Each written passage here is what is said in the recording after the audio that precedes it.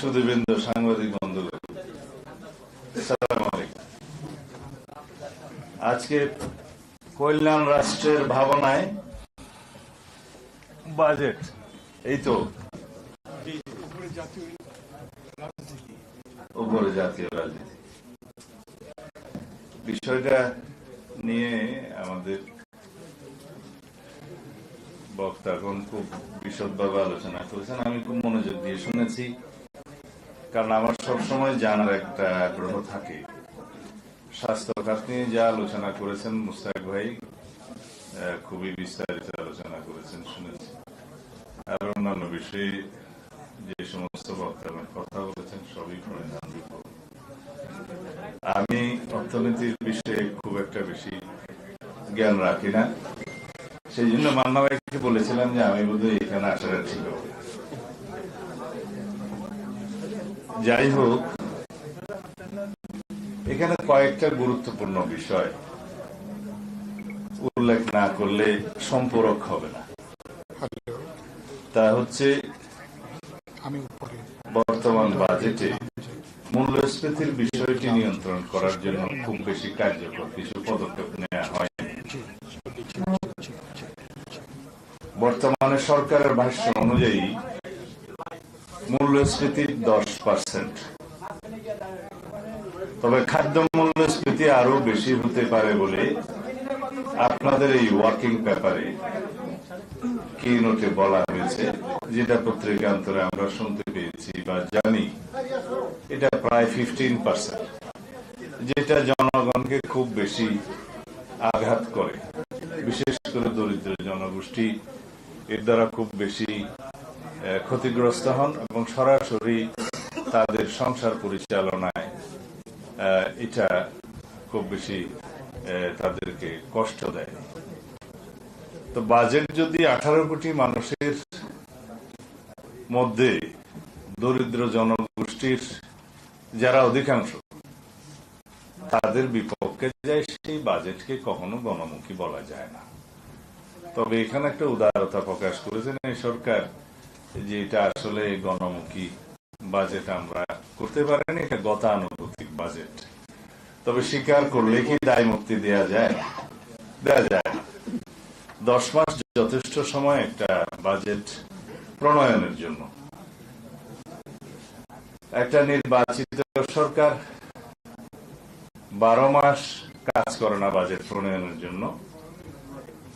রাজনৈতিকভাবে বাজেটের 3-4 মাস আগে থেকে মনোযোগ দেয়। তার আগ পর্যন্ত যে সরকারের স্ট্রাকচার থাকে, ব্যুরোক্রেসি থাকে, তারা বাজেট অনুবিভাগ, অর্থ বিভাগ এবং অন্যান্য বিভাগ যারা কাজ করে, তারা এগুলো ব্যুরোক্রেটিক ওয়েতে প্রিপেয়ার করে। সেটা আমার সরকার পরিচালনা, বিরোধী দলে, সংসদে আমার অভিজ্ঞতা আমাকে তাই বলে। কিন্তু নীতি নির্ধারণের সিদ্ধান্ত যদি রাজনৈতিক পর্যায় থেকে না যায়, ব্যুরোক্রেটিক পর্যায় থেকে কখনো জনগণের পক্ষে বাজেট আসে না। কেন্দ্রে বসে, সংসদে বসে যে সিদ্ধান্ত রাজনীতিবিদগণ নেন, তার প্রতিটি পদক্ষেপ প্রান্তিক জনগোষ্ঠীর, পেরিফেরিয়াল এরিয়াতে যে বিধবা মহিলা বসে আছে তাকেও এফেক্ট করে।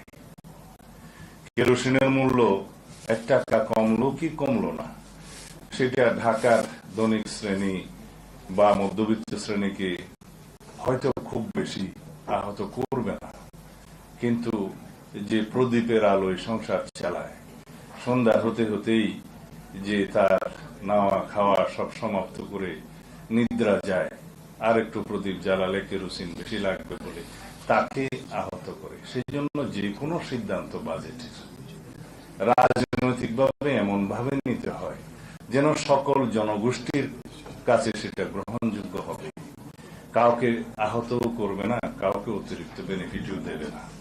তো সেই রকম একটি কল্যাণ বাজেট করার জন্য আমাদেরকে হয়তো আরো অনেক বেশি সংস্কারের মধ্য দিয়ে যেতে হবে, এবং সেই সংস্কারের জন্য সবচেয়ে গুরুত্বপূর্ণ, আমার কথাটা আপনার প্রাসঙ্গিক লাগবে কিনা আপনাদের আমি জানি না, তা হচ্ছে ন্যাশনাল একটা করাপশনের মধ্য দিয়ে, মানে মানি ফিলফারেজ এবং সাইফুন হওয়ার যে কারবার বিগত ফ্যাসিস্ট রেজিমের সময় এস্টাবলিশড হয়ে গেছিল, এগুলো জনগণেরই টাকা। এইগুলো বাজেটকে সমৃদ্ধ করত, এগুলো সোশ্যাল সিকিউরিটি নেটওয়ার্ককে বাড়াতে পারত, তাদের সাহায্যের পরিমাণটা বাড়তে পারত, আমাদের শিক্ষা খাতকে স্ফীত করতে পারত এবং আমাদের স্বাস্থ্য খাতকে আরো বেশি বড় করতে পারত, এবং সেটার বেনিফিটটা আমাদের সকল জনগোষ্ঠী পেত। আমরা বলছি যে সবার জন্য স্বাস্থ্য আমরা নিশ্চিত করব, জাতীয় স্বাস্থ্য নীতি প্রণয়ন করব। আমাদের 31 দফায় আছে যে জিডিপির ৫% আমরা সেখানে বরাদ্দ করার চেষ্টা করব। আমাদের কমিটমেন্ট আছে শিক্ষা খাতে কিভাবে আমরা জিডিপির 5% বরাদ্দ করার জন্য আমাদের কমিটমেন্ট আছে। সেগুলো কোত্থেকে আসবে? অর্থনৈতিক শক্ত ভিত্তি থাকলেই তো আসবে। তো যদি অর্থনীতিকে এইভাবে ডাই ডাউন করেছে যারা, সেটাকে যদি আমরা পুনরুদ্ধারের জন্য সক্রিয় হই, চেষ্টা করি এবং উদ্ধার করতে পারি, নিদেন পক্ষে ফিলফারেজ এবং সাইফুনিং কমাতে পারি বা বন্ধ করতে পারি, তাহলেই তো আমাদের অর্থনীতি সমৃদ্ধ হবে এবং আমরা জনগণের কল্যাণে সেরকম বাজেট প্রণয়ন করতে পারব।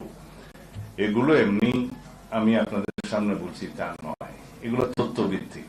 দেবপ্রিয় ভট্টাচার্য আমাদের সম্মানিত বাংলাদেশের একজন প্রথিতযশা অর্থনীতিবিদ, তার নেতৃত্বে হোয়াইট পেপার সেল গঠন করা হয়েছিল, কমিশন গঠন করা হয়েছিল।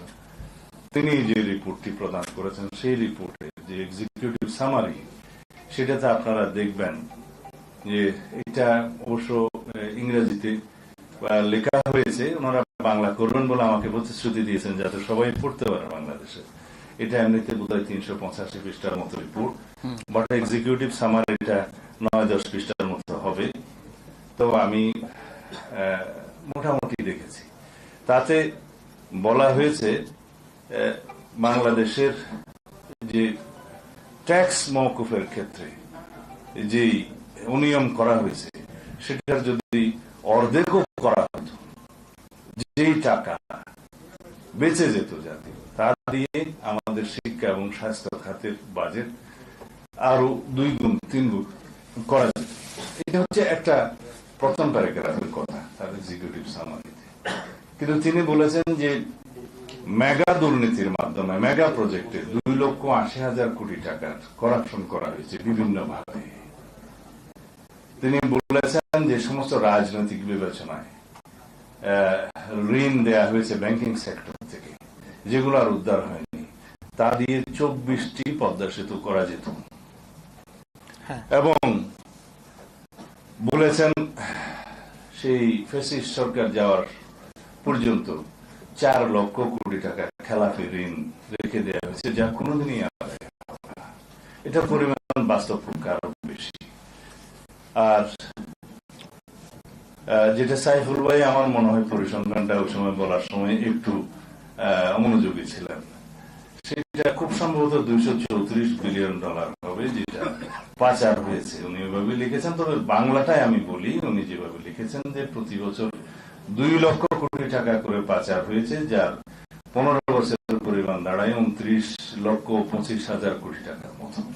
তো যেহেতু আমরা টাকার হিসাবটা আমরা এখানে সবাই ইজিলি বুঝবো, সেজন্য বলি, কারণ গ্রামের মানুষ $বিলিয়ন এটা পরিবর্তন কিভাবে কনভার্ট করবে জানে না, এইটাই বোধহয় সোজা। তা আমি আপনাদের সবাইকে অনুরোধ করবো, যারা ইতিমধ্যে পড়েছেন ভালো, আর যারা পড়ে না তারা কষ্ট করে, এটা ওয়েবসাইটে পাওয়া যায়, দেখে নেবেন কষ্ট হলেও। এটা হচ্ছে বিগত 15 বছরের আওয়ামী দুর্নীতির একটা সংক্ষিপ্ত ইতিহাস। আমরা যাদের বিরুদ্ধে কথা বলবো, যাদের এই অতীত ইতিহাসকে জাতির সামনে তুলে ধরে নতুন করে আমরা আবার আমাদের ভবিষ্যৎ বিনির্মাণ করতে চাইব, আমাদের আগামী প্রজন্মের জন্য সুন্দর আগামী বাংলাদেশ রেখে যেতে চাইব, তাদের জন্য এটা জানা দরকার আছে। এবং তাহলে পরে আমরা এই ইতিহাসকে ভবিষ্যতের ইতিহাসের মধ্যে জায়গা দেব না। অনেক সময় ইতিহাসের মধ্যেই ভবিষ্যতের শিকড় লুকায়িত থাকে, সেটা ভালো ইতিহাস। কিন্তু এই সমস্ত ইতিহাসের থেকে আমাদের শিক্ষা নিয়ে আমাদের ভবিষ্যৎকে নির্মাণ করতে হয় বলেই এই খারাপ ইতিহাসটাও পড়তে হবে, যে কি হয়েছিল আমাদের ন্যাশনের উপরে, আমাদের অর্থনীতির উপরে, একটা ফ্যাসিস্ট সরকার জাতিকে কিভাবে ধ্বংস করে, জাতির অর্থনীতিকে কিভাবে ধ্বংস করে, জাতির সমস্ত প্রতিষ্ঠানগুলোকে কিভাবে করাপ্ট করে, পলিউটেড করে, ধ্বংস করে সেই জাতিকে এমন একটি অধম জাতিতে পরিণত করে, সেই ইতিহাসটা আমাদের জানতে হবে। ব্রিটিশরা ইস্ট ইন্ডিয়া কোম্পানির মধ্য দিয়ে এই ভূখণ্ডকে দখল করলেও 200 বছরে যে পরিমাণ অর্থনৈতিক লুটপাট তারা করেছে, সেটার একটা বক্তৃতা আমি শুনেছিলাম ভারতীয় একজন বিশিষ্ট রাজনীতিবিদ, আমি নাম এখানে নিতে চাই না, ইনি একজন অক্সফোর্ড ফেলো এবং ওইখানে এই বক্তৃতা দিয়েছেন। তার চাইতে বহু গুণ বেশি লুটপাট করেছে বিগত 15 বছরে শেখ হাসিনার ফ্যাসিস্ট রেজিম। এইটুকু শুধু বলতে পারি। এনিওয়ে, বাজেটের উপর তো কোনো কথাই বললাম না। যাই হোক, রাজস্ব খাতের যে ব্যয়, আমি প্রথম দিন বাজেটটা একটু দেখেছিলাম পত্রিকার সমালোচনাটা। রাজস্ব খাতের যে ব্যয়টা ওখানে নির্ধারণ করা হয়েছে, দেখলাম উন্নয়ন বাজেট, কোন একটা পত্রিকা দেখলাম ঠিক এইভাবে কম্পারেটিভ একটা স্টেটমেন্টের মতো করে দিয়েছে। উন্নয়ন বাজেটের পরিমাণ তার অর্ধেকের কাছাকাছি। যে সমস্ত রাষ্ট্রে রাজস্ব খরচের পরিমাণ উন্নয়ন বাজেটের থেকে ডবল, সেই জায়গায় উন্নয়ন কিভাবে হবে? নিশ্চয়ই প্রশ্নবিদ্ধ। সেই উন্নয়ন বাজেটটা তখন পরনির্ভরশীল হয়, ঋণ নির্ভর হয়, ব্যাংকিং খাত থেকে লোনটা নিতে হয়, সঞ্চয়পত্র বিক্রি করে গভর্নমেন্টকে লোন নিতে হয়।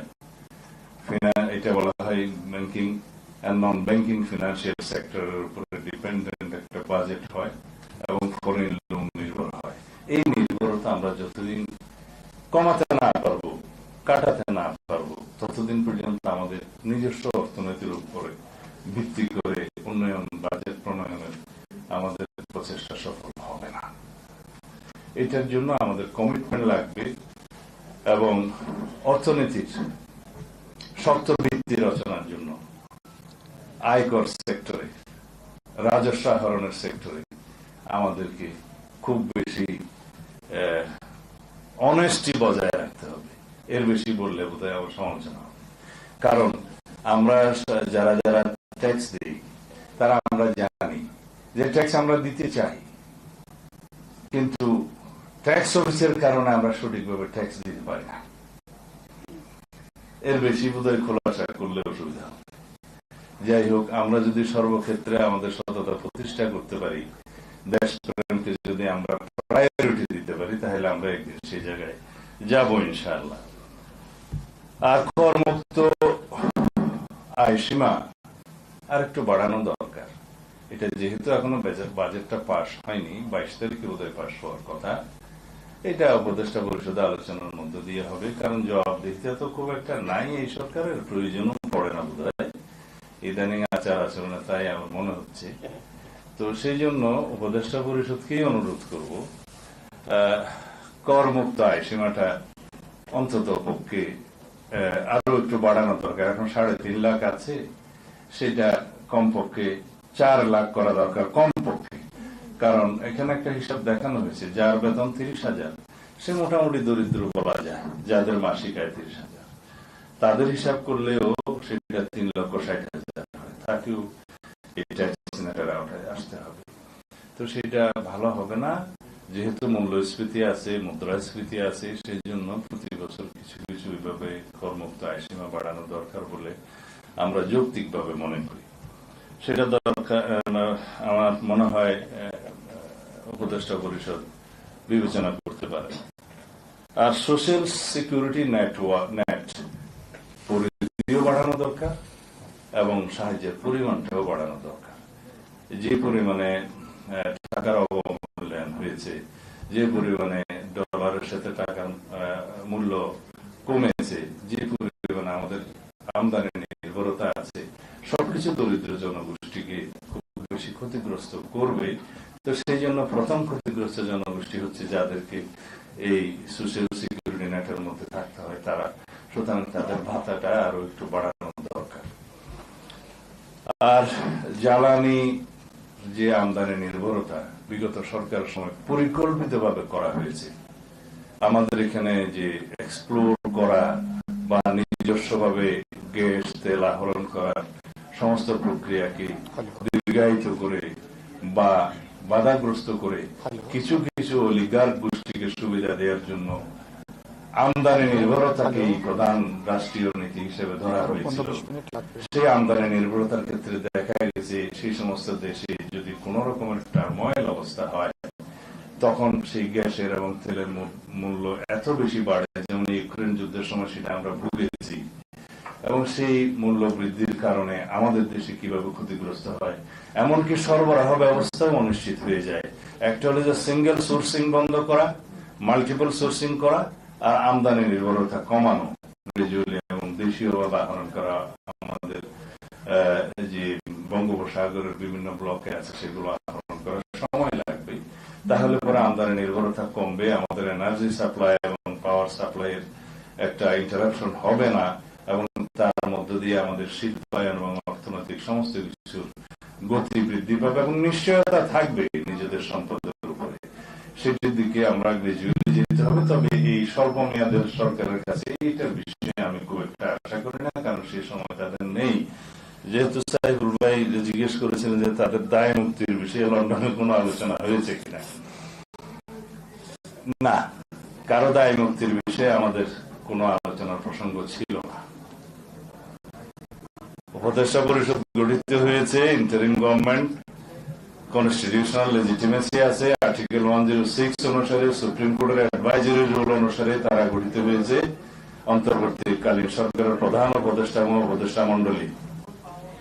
সংবিধান যেহেতু এখন চালু আছে, সাংবিধানিক ভাবে এই সরকার চলছে, সংবিধান যেভাবে বলছে উপদেষ্টা গণ মন্ত্রীর মর্যাদা ভোগ করবে, এবং মন্ত্রীরা হওয়ার জন্য আর্টিকেল 66 অনুসারে যে সংসদ সদস্য হওয়ার সমস্ত যোগ্যতা থাকতে হয় সেটা উপদেষ্টা মন্ডলীকে মাথায় রাখতে বলব। সেখানে কিন্তু বিদেশি নাগরিকত্বের বিষয়টা অনুমোদন করা নাই, এবং আরো অন্যান্য বিষয় আছে। আমি এই বিষয়ে আজকে কিছু বলবো না। সুতরাং কনস্টিটিউশনালি আপনাদের এই সরকারের রেটিফিকেশন লাগবে ইন দ্য নেক্সট পার্লামেন্ট, এটাও আপনারা মাথায় রাখবেন। এবং রেটিফিকেশন লাগলে এই লেজিটিমেসি কিভাবে দেয়া হবে, কোন জায়গায় দেয়া হবে, সেটাও আমরা বিবেচনা করব। সুতরাং জনগণের পক্ষে, আপনারা গণতন্ত্রের পক্ষে, এবং অতি দ্রুত আমরা যাতে ডেমোক্রেটিক ট্রান্সফরমেশনের দিকে যেতে পারি সেরকম কার্যক্রম আপনারা নেবেন, এবং সেই হিসাবে লন্ডনের আলোচনার সূত্র ধরে যে সিদ্ধান্তটা হয়েছে সেটা খুব শিগগির ইলেকশন কমিশনে যথাযথ প্রক্রিয়ায় কমিউনিকেট করবেন বলে আশা করি, যাতে ইলেকশন কমিশন জনগণের সামনে বলতে পারে যে তারা সরকারের কাছ থেকে একটা পরামর্শমূলক বা নির্দেশনামূলক মেসেজ পেয়েছে। আশা করি এর বিষয়ে আজকে বলা ঠিক হবে না। আমি যেহেতু অনেক সময় হয়ে গিয়েছে সেজন্য আর বেশি বক্তব্য দিতে চাই না। আপনাদের সকলকে আমার বক্তব্য শোনার জন্য কৃতজ্ঞতা প্রকাশ করছি। ধন্যবাদ।